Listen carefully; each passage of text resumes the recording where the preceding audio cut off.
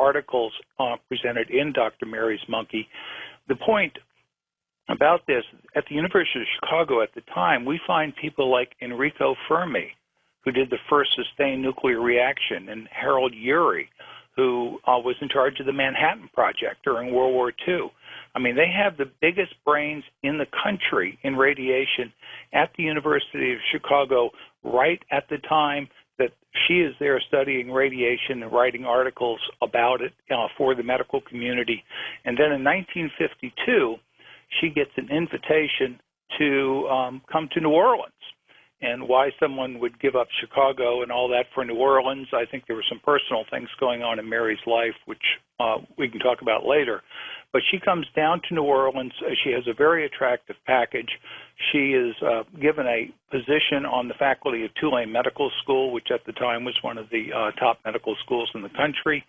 She's runs a cancer laboratory for Dr. Alton Ochsner at the Ochsner Clinic, and that's one of the big regional medical clinics, kind of like the Mayo Clinic. And she, of course, gets a nice medical practice with that.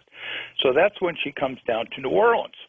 And because she's on the faculty of Tulane Medical School in the same department with my father and her are very good friends. And so that's a real connection. She actually comes out to the house one night.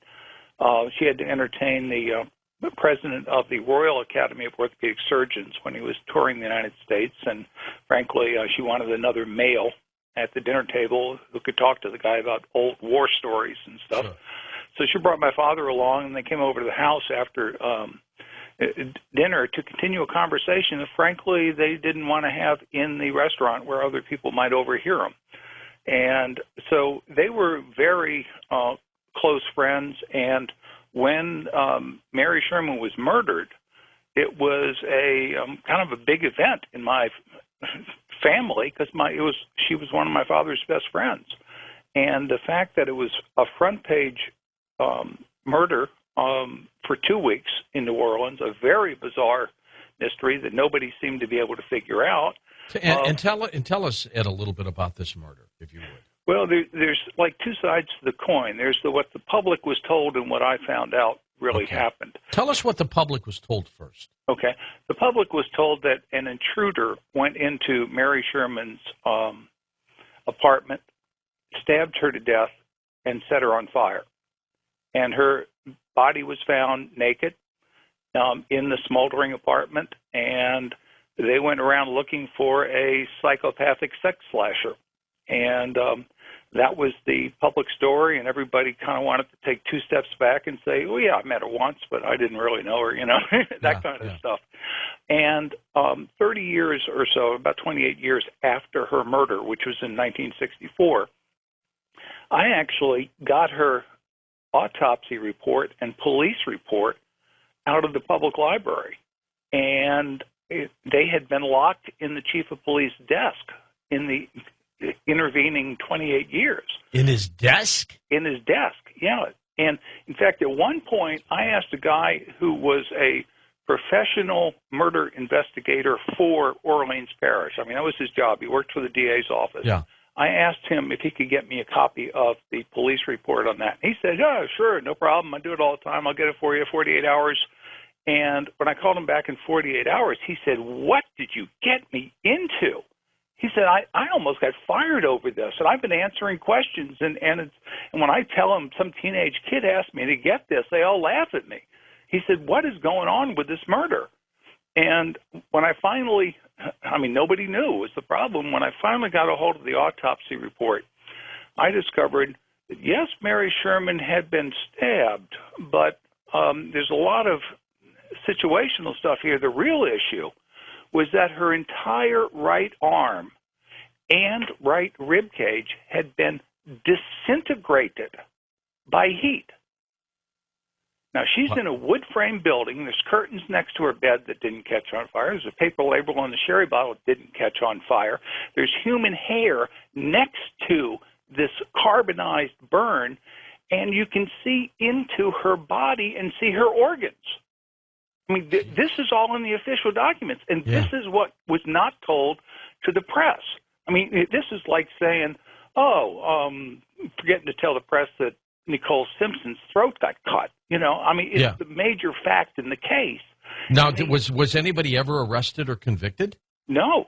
No, Okay. the police stood up and said, well, this is one we're not going to be able to solve, so everybody back to work, I mean, they officially did that 2 weeks after the murder, and that's when the files got locked up and nobody was there, and everybody in town, I mean, the rumor mill was going crazy, and of course, you have to realize my mother is married to my father, and my father works at the medical school where Mary teaches. So the whole rumor mill down in the medical school, the grapevine down there, is going nuts about what's going on, and they keep talking about it. The burglar alarm to Mary's apartment was turned off. All right, this was not a burglary. Okay, and so they all think she knew her assailant. And what I finally figured out, I said, okay, what burned off her arm? The toaster? I mean, there's nothing in her apartment that could do that damage to her body. So you're logically left with the inescapable point that whatever happened to Mary Sherman's right arm and ribcage did not happen in her apartment. Therefore, you're looking at a situation where somebody threw her body in a body bag, brought it back to her apartment, and faked a murder scene. Now, why would they disintegrate her arm? What's the purpose of that? Let's start with the what disintegrated the arm issue. Okay. Because the only way you can do that is like with millions of volts of electricity. I mean, we're talking about a lightning strike here. It doesn't even do damage like that. So we're talking about something that's, I'm going to call an industrial accident for the moment, involving a massively powerful piece of electronic equipment that Mary obviously had access to, and she obviously grabbed something with her right hand, and it blew out her arm like it was a spark plug or a fuse. Okay. And when I discussed this with doctors, and I've had a lot of people help me with this on the way, and one of these doctors had a lot of experience with high voltage burns, and he said, Ed, what I can't figure out reading this autopsy report is why her feet didn't come off. I mean, normally the electricity goes to the ground. He said, here, her arm is gone, but her feet are fine. So what's going on? Well, I mean, it took me years to sort all this out, but we finally found the building that the equipment was in, and it had a steel wall in it. Why did it have a steel wall in it? To protect the operators from the radiation. They had a 5 million volt linear particle accelerator hidden in uptown New Orleans on U.S. government property.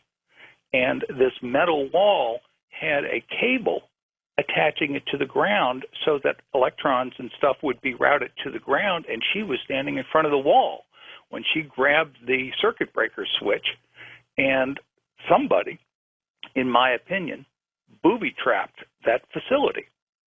Now, when did this happen? Why did they booby-trap it? Let's look at this. The date is July 21st, 1964. Okay, so it's after the Kennedy assassination. Right, but it's the day the Warren Commission starts their investigation in New Orleans. This is interesting. Okay, and you're going to be tying this together. Oh, yeah. It's a bizarre story. It all fits like a puzzle. Okay, so she's in there working. Are you saying that this burn was a radiation burn on her? It was electrical. Now radiation's electrical. I think what happened, I mean, I've talked to technical people, and some people think it could be a radiation burn. I think what happened is there was just so much electricity required to run this linear particle accelerator, and somebody wanted to expose the location of this laboratory, so they booby-trapped it. And she went in there, and when she flipped on the switch, all that electricity of 5 million volts all came back into her hand. And she was standing in front of the steel wall. And you're talking about a flash bulb of violence here. But what didn't happen was the electricity did not cross her heart. All right, so she's not dead. She's in horrible pain, but she's still alive at this point. She's right? still alive. Her heart is still beating. Her right arm is gone. Her rib cage is gone. You can see her lungs and liver, and somebody is there with her. And they take a very slim, very precise instrument, only about a quarter inch